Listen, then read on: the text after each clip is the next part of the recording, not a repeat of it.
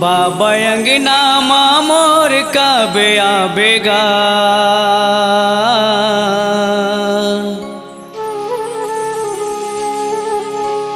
आके दर्शन मोला देखाबे मोर घासी बाबा। दर्शन मोला देखाबे।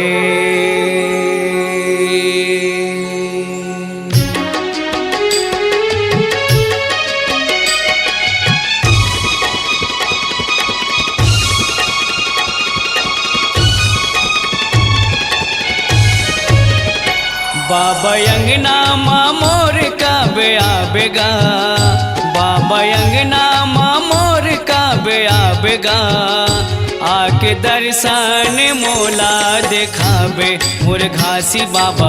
दर्शन मोला देखाबे। बाबा अंगना मोर कब आबेगा। बाबा अंगना मोर कब आबेगा। आके दर्शन मोला देखाबे मोर घासी बाबा। दर्शन मोला देखाबे। मोरे आँखी के मोरे आँखी के मोरे आँखी के रोशनी ललाबेगा। मोरे आँखी के रोशनी ललाबेगा। आके दर्शन मोला देखाबे मोर घासी बाबा। दर्शन मोला देखाबे।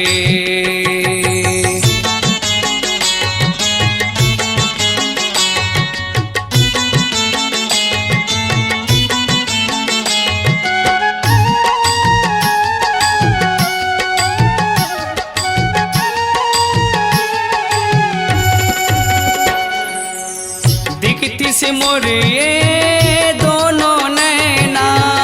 आते हूँ मैं बाबा तोरे अंगना।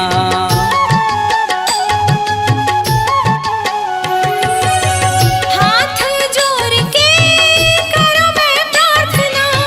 सुन के गुहार बाबा जल्दी आना।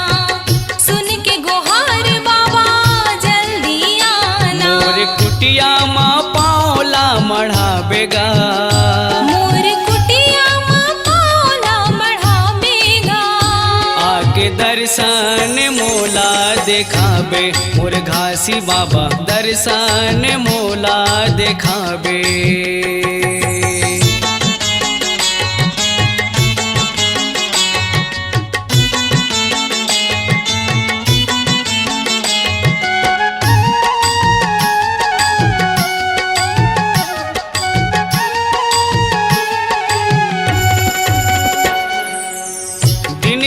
रतिया गुनत रही था कब देव दर्शन सोचत रही था।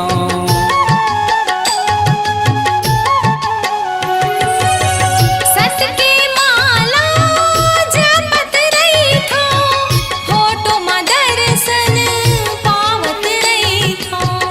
फोटो में दर्शन पावत रही था। जय दास ला दुलार दे के जाबेगा। अपन आशीष ते बरसाबेगा।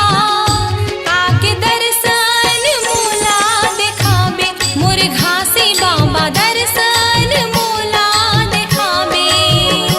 बाबा अंगना मोर कबे आबेगा। बाबा अंगना मोर कबे आबेगा। आके दर्शन मोला देखाबे मोर घासी बाबा। दर्शन मोला देखाबे। बाबा अंगना मोर कब आबेगा। बाबा अंगना मोर कब आबेगा। आके दर्शन मोला देखाबे मोर घासी बाबा। दर्शन मोला देखाबे। आके दर्शन मोला देखाबे मोर घासी बाबा। दर्शन मोला देखाबे। आके दर्शन मोला देखाबे मोर घासी बाबा। दर्शन मोला देखाबे। आके दर्शन मोला देखाबे मोर मोर घासी बाबा दर्शन मोला दिखावे।